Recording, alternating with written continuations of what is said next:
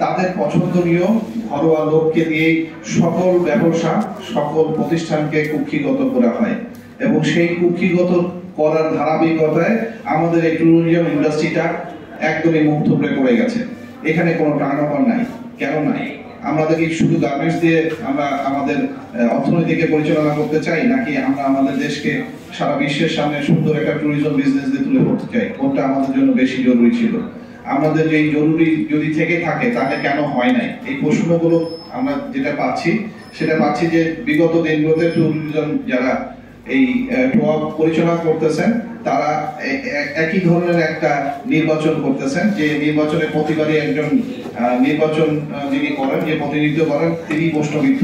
তাকে দিয়ে তাদের ইচ্ছা মতো সদস্যপদ বাতিল, সদস্যপদ গ্রহণ, ইচ্ছা মতো ভোটার লিস্টে নেওয়া না নেওয়া, এইভাবেই তারা এইভাবেই বরাবর গত 4টি টার্মসে তারা এই একই পরিচালনার সিস্টেম চলে যাচ্ছে। আমরা সেটার প্রতিবাদ জানাচ্ছি। আমরা চাচ্ছি এই মুহূর্তে এই সকল বিওডিকে বাতিল করে একটি নতুন স্বচ্ছ একটি নির্বাচন কমিশন নির্বাচন করে আমাদেরকে একটা সুষ্ঠু পরিচালনার প্রতিনিধিত্ব দেওয়া হোক। প্রতিনিধিত্ব মেম্বাররা নির্বাচন করুক, কারা তাদেরকে প্রতিনিধিত্ব করবে, কারা আমাদের এই বাংলাদেশের ট্যুরিজমকে আরো সকলের সামনে এগিয়ে নিয়ে যেতে পারবে। আমি এই পর্বে আমি আমাদের যারা আরো সিনিয়র ট্যুর অপারেটর আছেন আমি তাদেরকে বক্তব্য দিতে বলবো।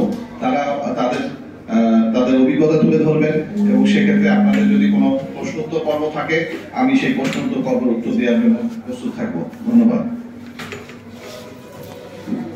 আমরা করতে পারি সেটার যে উত্থান যখন হয়েছে তখন কিন্তু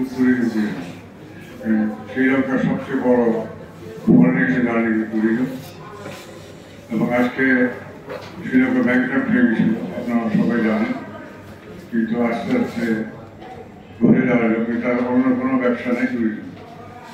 আমরা বাংলাদেশে আমাদের ফরেন এক্সচেঞ্জ আর্নিং এর 3টা সেক্টর আছে, গার্মেন্টস এবং অ্যাক্সেসরিজ এবং আমাদের সরকারি বিদ্যালয়।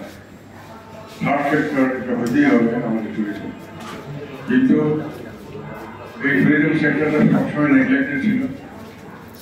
এইটার উন্নতি করার জন্যই এই ক্লাবটা গঠন করা হয়েছিল। আমি একজন ফাউন্ডার মেম্বার। হাঁটি হাঁটি পাপা করে এটা একটা পর্যায়ে আসছে, কিন্তু একটা পর্যায়ে আসার পরে এটা বাংলাদেশের অন্যান্য অর্গানাইজেশন যে কুক্ষিগত হয় এটা কুক্ষিগত হয়ে গেল, এখনো কুক্ষিগতই আছে। আমাদের এই 5ই অগস্টে যে আমাদের বিপ্লব হল, সেকেন্ড রেভলিউশন, এটার পরিপ্রেক্ষিতে যেখানে যেখানে এরকম